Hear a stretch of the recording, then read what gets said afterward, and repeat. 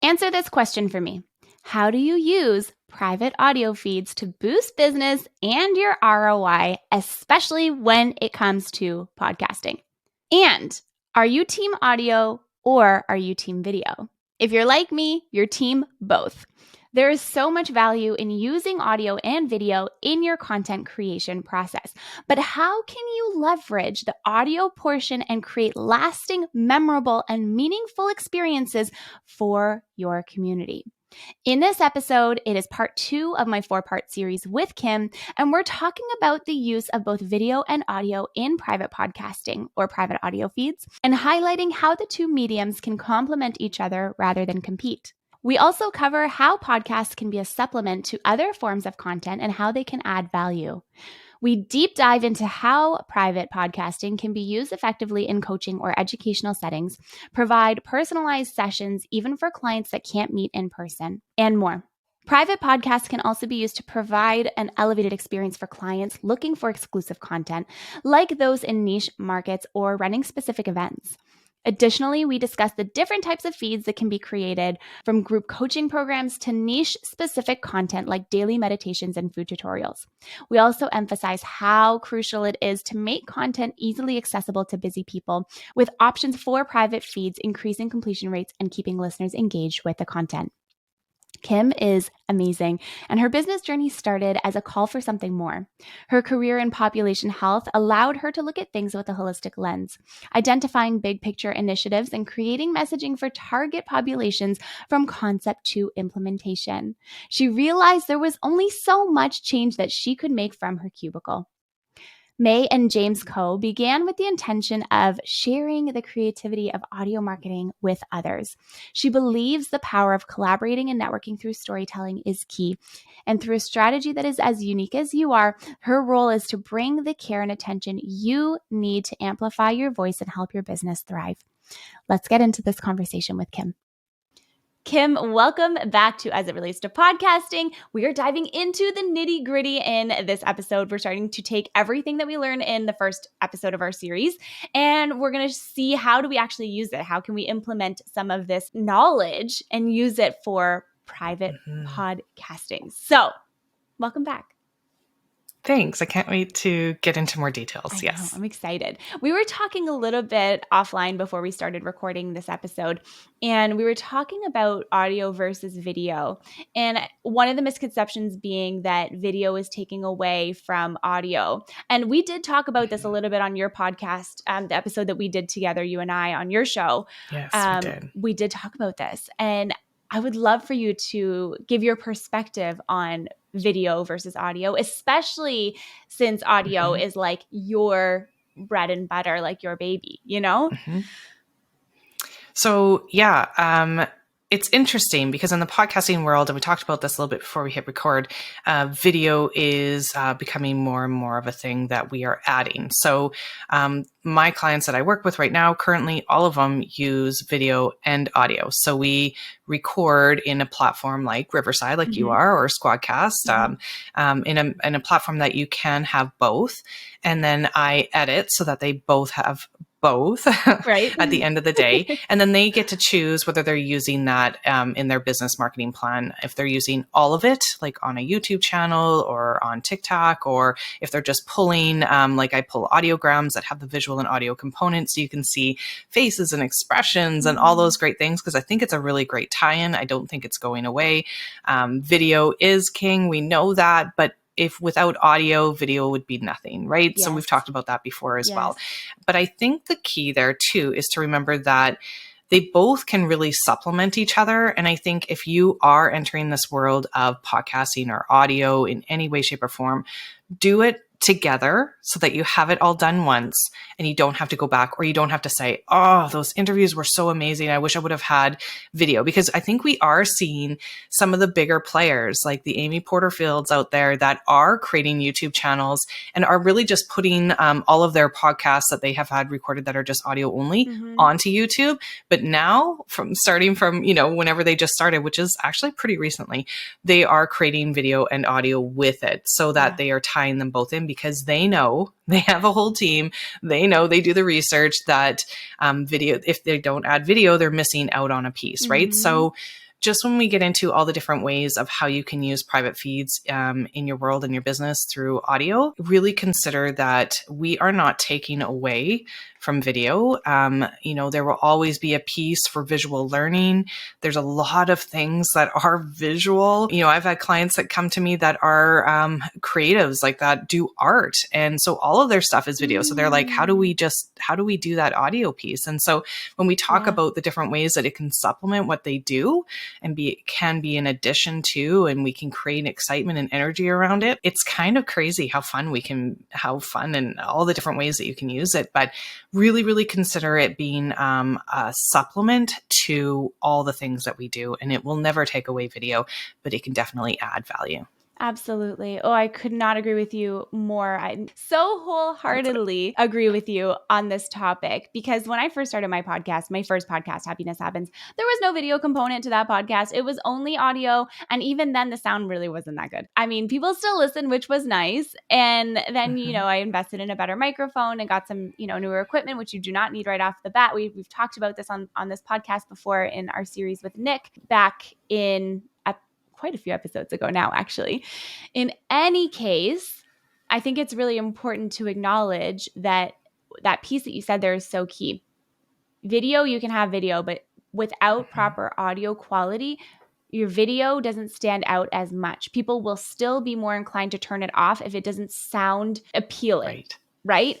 Mm-hmm. And so I think that this has a really, really big point on the audio only side and on the audio video combined side when it comes to completion rates. So when you're focusing on audio, let's talk a little bit about this. So how do you create these different audio assets, and how do they add to your completion rate? How do they add to people converting with you, taking that next step and actually being genuinely interested to finish an episode, which we know is not always the case when you have a podcast?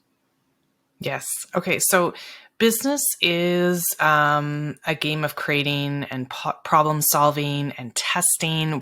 And if you're not constantly creating and testing different ways of, how to deliver your content and value, then you're not really in business. Because to me, anybody that I know is constantly trying new things. And that's the fun part of being an entrepreneur. But educational content. So let's think about that in that piece and how we can really increase completion rates and drive traffic to our services and who we are. So most content creators, know that people are busy and people want to consume content, but in order to do that, how do we get it to them? And, we're passionate about and excited about all the things that we do. And I think I mentioned that before. We're spending all this time and energy, but how, what are our completion rates? You need to think and really consider how you are designing your course content on the go and how it can be accessible. So, and also like the ability to be able to overcome sales objections, right? So if one of the objections is that they just simply don't have the time, and I know I've heard a ton of other entrepreneurs, online business owners that are like, I can't sign up for anything else unless there's an audio component, period. Mic drop. Like they're just like, and they've been in the industry long enough that they know that they want to receive value. They understand the importance of educating and learning and training ourselves to become better humans, to become better business owners, to be more knowledgeable.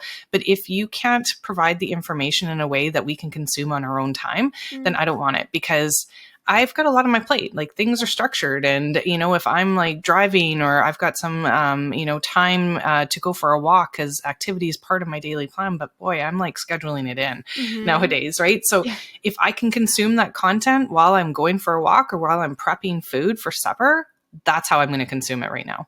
I just don't have time to show up for live calls. I don't have time to sit at my desk and watch a video. I just don't have time. And I don't think I'm the only one out there, and not from what I'm hearing. So if you want to increase completion rates on all that great content and value that you are spending tons of time and energy on, then really consider how you can add a private fee to that to make it more accessible and to be able to encourage that conversion rate back into your world through that at the end of the day. So that's, I think, really, really key to be thinking differently about how we create and design our content. That's so great. I love those examples. And I agree with you, and on like the flip side of that, I would probably say, okay, if you don't have all of the time to do all of the things, then you pick the things that are really important to you and you kind of create the time. But even sometimes in your life, you don't have the time. Like I'm part of this mastermind group at this current moment. And I love the group. The ladies are so amazing. It's such an amazing group. And sometimes I find it's really difficult for me to take an hour and a half out of my day to sit and to even though I know I should do that, you know what I mean? Like I should take that hour and a half to dedicate to myself and to my business. Yeah. And it's still hard. So to be able to have those things like replays, they always post replays, to be able to catch that later on and have that in a way where I can just take it with me on the go, then I don't feel like I'm missing out on something, So let's talk about some of the different ways we really teased it in the first episode of our series, the different ways that you can use private podcasting in your business in entertainment wise. Like I have a couple lifestyle podcasts that I produce for clients that are not necessarily directly impacting their business goals because they don't have businesses, Absolutely. Right? So let's talk about some of these different ways that you can use private podcasts. And I know they fall under 3 categories, and we're going to talk a little bit about each category and then some, deeper dives and examples into some of them. So I will let you take it away from here and just take the lead on this one. And I'm just here absorbing all of your amazing knowledge. Good. Well, and jump in. Absolutely. Okay. But we're going to start with like educational content and all the different ways that you can use it in your business with that in mind. So the first one is an example of educational content is courses. And we talked about this already a little bit, but creating private podcasts from coaching calls, or like you said, from Zoom calls, from live Q&As, from any of your programs, eliminate, like the fact that they can just do a Zoom replay and create a meeting, a capture of all that good content in a private feed. So really what you're providing them is a really great experience still, even though they weren't able to be there live. And so you're right. We're not going to take away from, there's still certain, value. Like there is really great value from sitting around a Zoom room with some amazing, brilliant minds. I'm not taking that away, but think about how you can use that through your course content and in a way that provides this experience, this elevated experience for your consumer, for your listener, for your student, for your potential new client. So if you're really putting them in mind and creating this content already, then create a private feed that allows them to listen on their own time and on their own terms. So you can do that through courses. You can do that through group memberships. You can do that through programs, like group programs or memberships, I should say. Creating a premium private podcast, thinking about it that way, because it serves both you and your business and the interest of your clients, again, like we said. So, but it also like, it gives them like, this level of excitement that they are receiving this like higher level experience in a different, unique way. And right. I think it's really super cool. And also creating a simple structure. So it's not extra work for you as the creator, as the, wearing all the hats in your business, because you don't want to be like, oh my gosh, I got another thing. But you literally can pull your audio from your video feed and create those private feeds that way. Mm-hmm. You can add a little extra piece at the beginning or at the end that makes it feel a little bit more personalized to each student, to each client, or you can do a generalized blanket statement at the beginning just to summarize, the live experience, but because they weren't there, or maybe they want to like listen to it again, because I know we talked about that too. Sometimes I need to listen to things more than once to be able to really let it sink in. Mm-hmm. If I'm going for a walk and I'm listening to something and I'm like, oh my gosh, I need to capture that, I will just hit pause, put it in my notes, go, I need to go back to minute 5 and really think about that. And that's how I just kind of go back when I come home, and then I can sit down and have a pen and paper with me, because that is, I know, objection. And people say, well, like, are they really learning? Yes, people can really learn while they're doing other things, but sometimes we just need to listen to it more than once. Mm-hmm. And I think that just creates that opportunity through all of that great educational content that you have. So yeah. That's really great. I love that. No, as you're talking, I'm thinking to myself, like, I, on my Patreon, for example, I take the audio. So I don't put the video up, but I put the audio up. And that's the content that you have access to in advance. So I guess in some sense, for the people who, like, for my patrons on my Patreon, they get access to a form of a private podcast because they have it all in advance until, each episode sort of Absolutely. hits the airwaves. And then after that, it's kind of gone. But they get additional content as well, right? So they get answers to questions. So Yes. does that count? I guess it kind of does. Yes.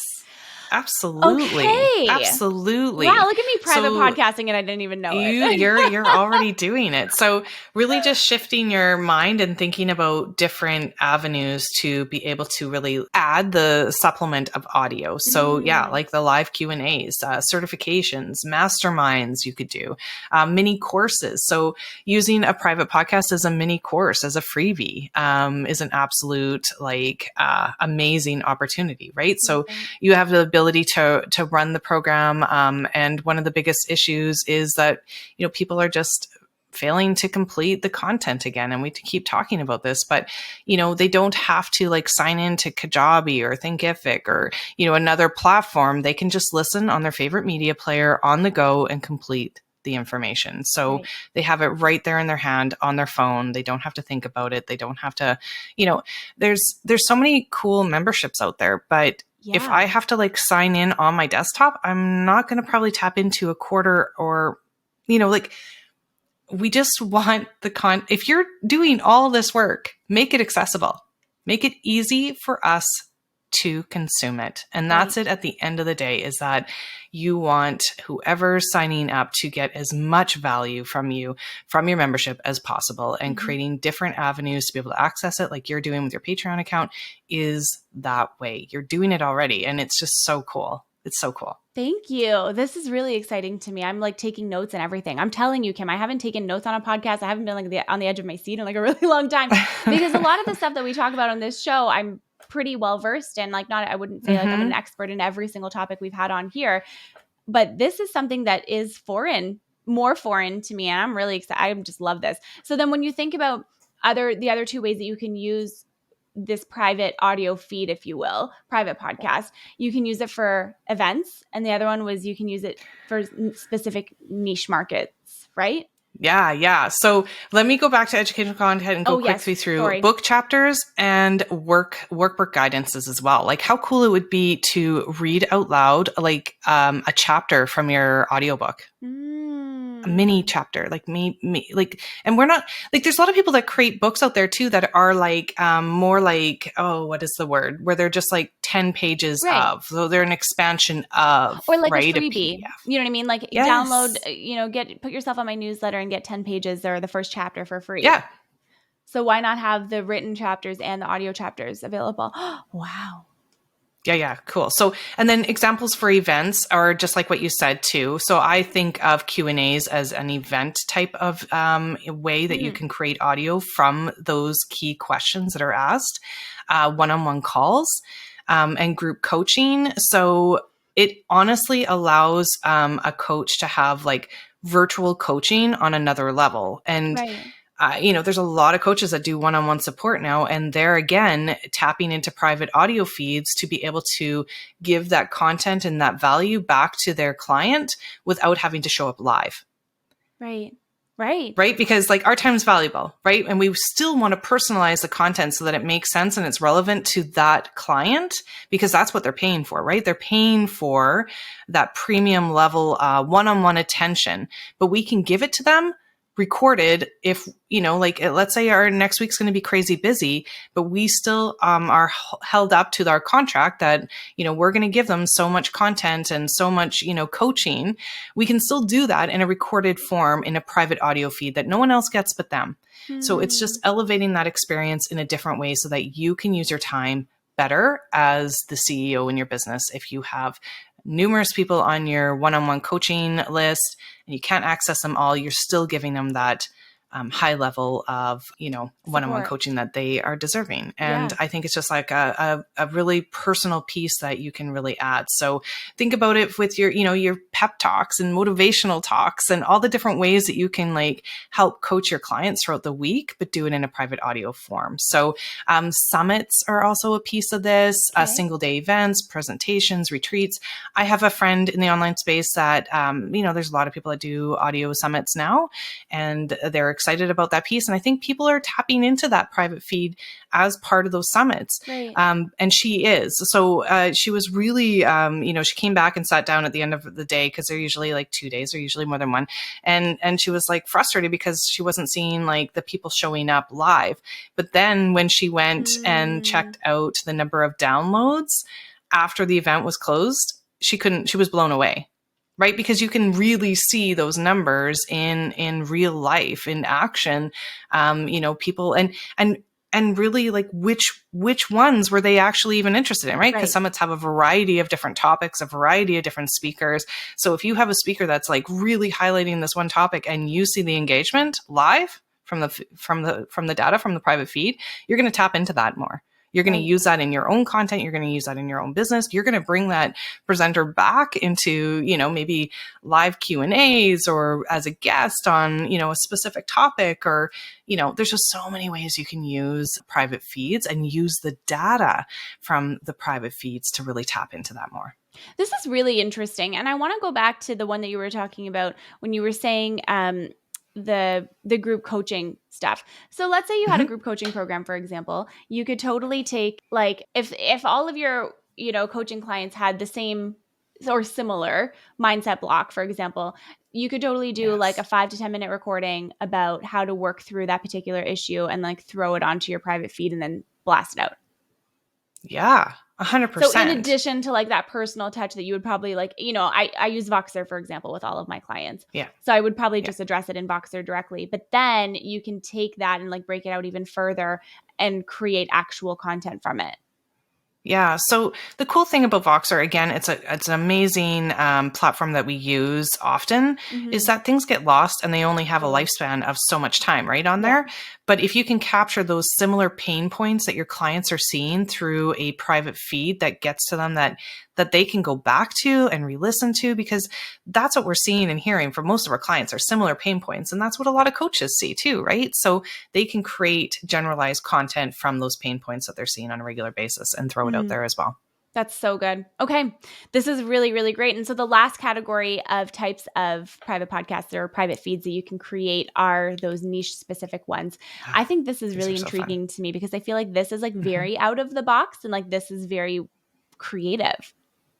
Yeah, this is really, really fun. And I think, I just think it's so cool because there's a lot of people that are really thinking about some of these and really tapping into them and specializing with them in their business, but they're not really sure about how private feeds, or maybe never really thought about how private feeds can be used in them. So some examples are daily meditations. Yeah. How amazing would that be? Friends. And yeah. Right. And they don't have to be long. No. Yep. They do not have to be long. So they can be like daily meditations to your specific client base. They could be, what about cooking instructions? How cool would that be? Right? Cooking instructions on a specific topic. If cooking is your area of expertise, travel guides. How amazing would that be? I mean, there's some entrepreneurs out there that do specific travel tours for specific things like golfing tours or cooking classes in different countries. And how amazing would it be to have a travel guide or come with us, but come with us through an audio form. Super, super cool. Tech tutorials and so many more things. It's just, the world's your oyster. I know that's a super quote, but it's so true. If you think about some of the unique ways that make you who you are and make you special, is there a way that you can add that and add value into your business and tap into that through audio to really see that ROI in your business? So think about all the unique ways that you can use it niche specifically. I mean, so many cool ways. So great. This is so golden. Kim, thank you so much. Is there anything that you would add at this point before we dive into our next episode? Is there anything that we may have missed in covering this topic? It's okay if not. I just wanted to open the floor just in case. No, I don't think so. I just think, again, I just stress the importance of remembering that nothing's perfect in business and entrepreneurship. The cool thing about audio is that you can test it, try it, right? Yeah, it's not.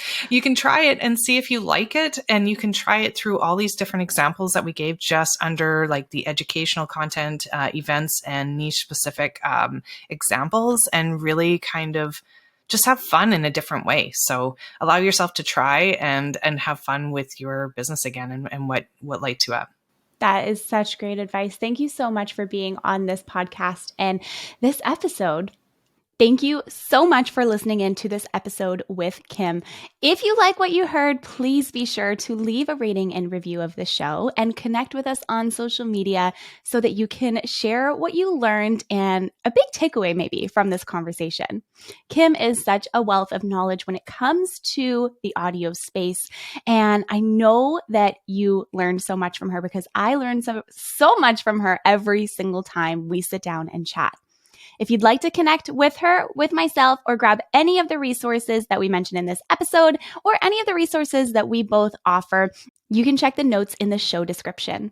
Thanks again for tuning in. Be sure to subscribe, share with a friend that you know needs to hear this episode, and I will see you on the next one.